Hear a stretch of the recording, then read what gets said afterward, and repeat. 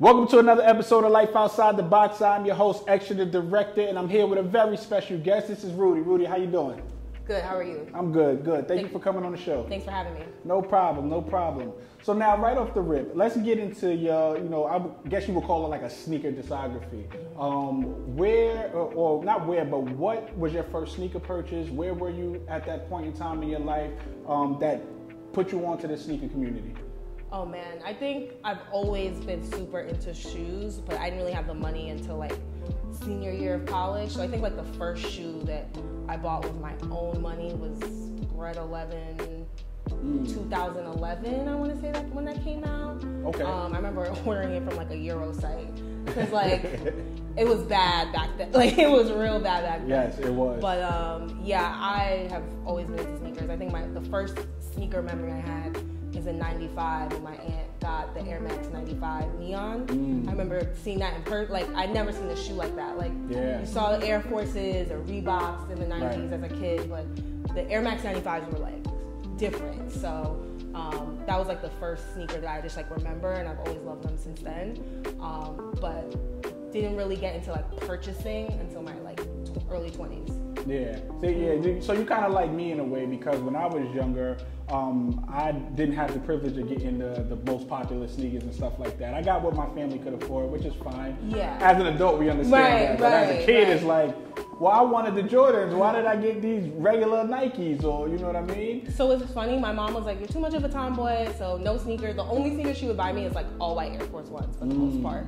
So it's a very New York sneaker. Yeah, it is a New York sneaker. Like that was the shoe that she was cool with me having, but like Jordans and all that, she was like, no, you're not wearing that. Right. And so now as an adult, it's like, I'm gonna buy what I want. Yeah, that's how I felt. Like when I first, I started my sneaker journey at Finish Line. I started working at Finish Line, and once I got there and I was able to buy my own sneakers, I just went sneaker crazy. I went from having maybe 10 pairs of sneakers when I started to, by the time I ended, a year and a half later, I probably had like 136 lined up in my room.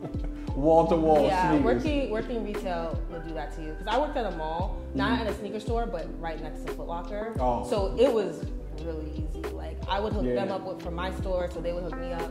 So yeah, retail definitely makes it easier to like get access to shoes, and definitely fueled my addiction in the early 20s. But, Right. And you know what? That's a part of the sneaker culture that nobody really understands, is that the barter system kind of, or one hand wash or other type of system. You do something for me, and I'll make sure I do something for you when it comes to this drop. You look out for me, I look out for you. That's where the buy, sell, trade thing comes in, because nowadays it's very popular to trade sneakers too. So, and that is one of the concepts about the sneaker community people don't understand.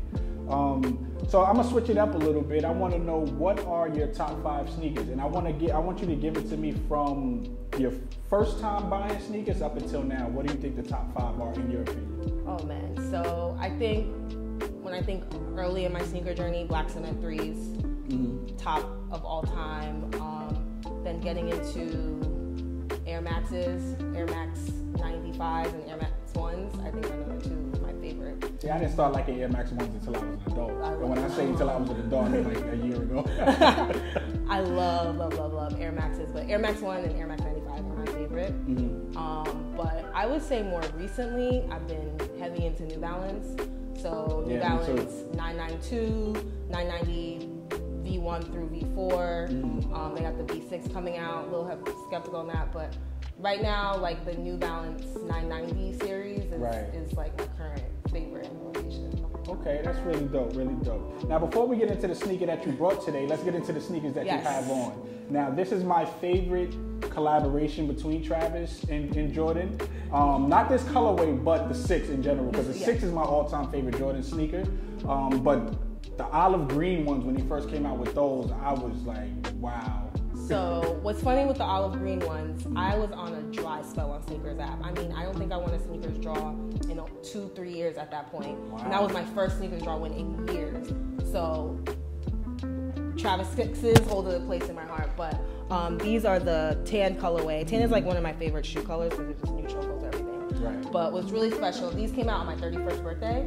Okay. And my girlfriend actually won them on Sneakers app for me. So extra special. Yeah. We had just started dating basically, so that was like her first sneaker gift to me. Yeah. So these are like extra special. Okay, that's really dope. Yeah. I love that sneaker only because the 6 is already a dope silhouette.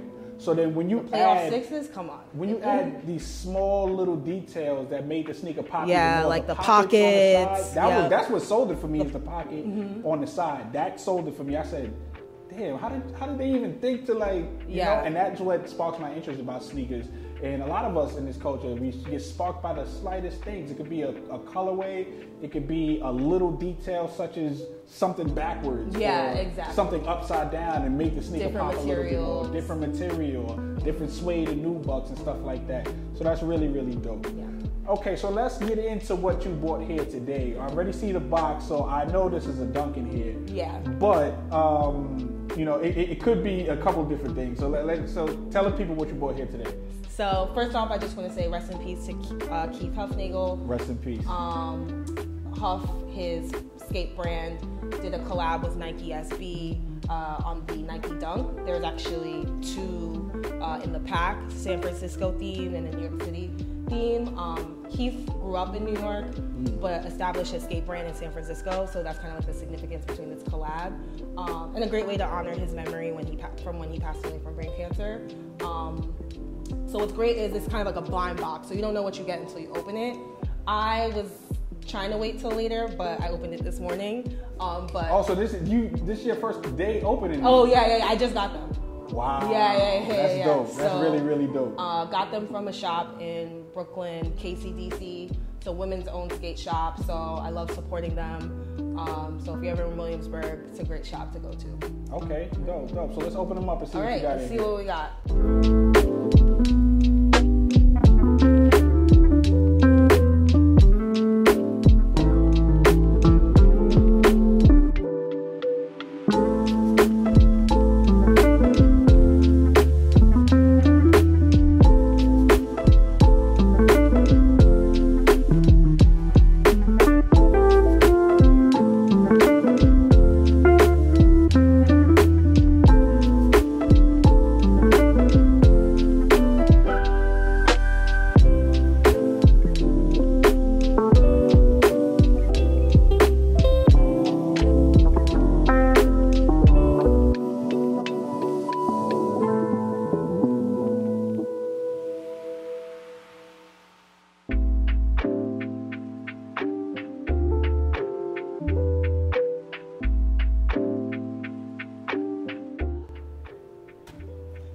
So it's funny, even the employees didn't know. Like when the shipping box comes from Nike, they don't know what shoe is what. So they just got the box. All right, looks like we got the San Francisco colorway. Okay, the giant, the San Francisco giant. Exactly. Okay, yeah.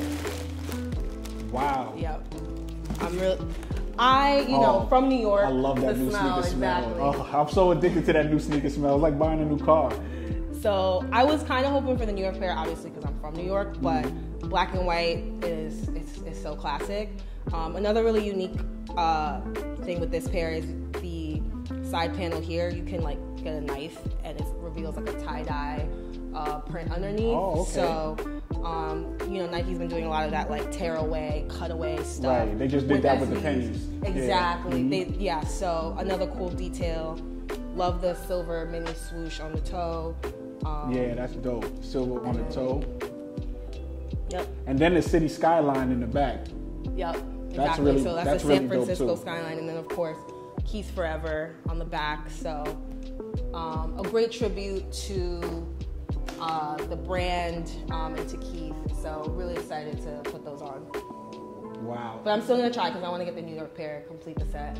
So that was gonna be my next question. So now when you bought this and you don't know what's in the box, is it safe to say that if you buy another pair, it could be these as well? Yes, it could be. Oh, that's a But gamble. But I feel like a lot of people are looking to trade, so it might not be too hard to get. And if I get lucky and end up with another. Right. Yeah. I'm sure you'll be able to find somebody to trade. Like we were saying earlier, like the barter system. You do something for me, I do something for you. Type thing. Exactly. You know, I got 2 pairs of these. I want a New York pair. You know, send the word out to the sneaker community. Who has this pair? I'll give you the San Francisco pair, and that's dope. So this is really, really dope, and this is a very special shoe. Yeah. Wow. Okay. Yeah, really so now, what else? As far as dunks goes, give me your top 5 favorite dunks.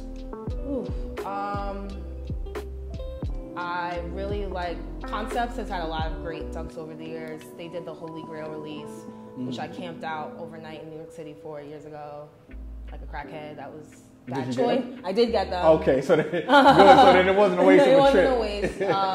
A complete waste. What else? I really like the Ambush dunk collabs with I the love big those. swoosh. The overhanging check. Yeah. Right. I also really just like Yoon from Ambush in general. Women in sneakers.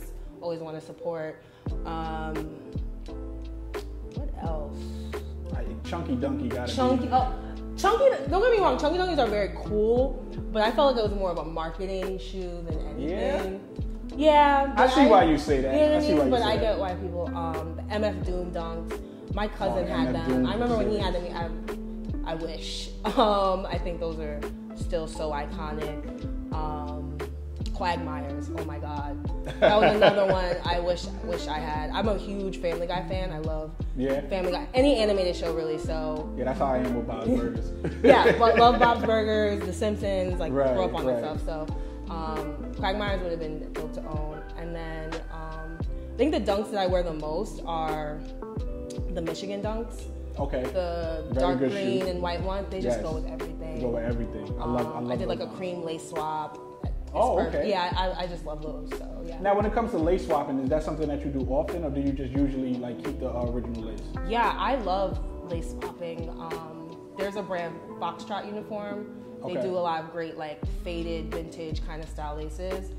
So I don't know if you remember the Jordan ones that came out a little earlier this year. I think Heritage ones. They were white and red. Oh yeah. So I kind of aged them a little bit. Painted the swoosh black to make it a little less red.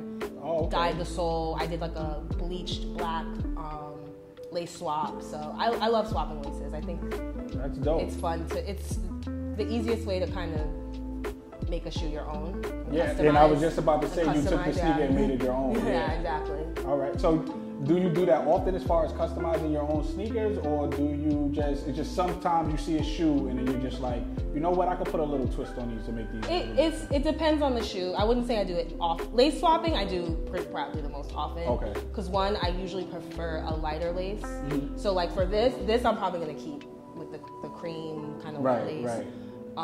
But in terms of a shoe, I probably will play around with in terms of painting the sole or swoosh twice a year. Depends on the shoe. Okay. Yeah.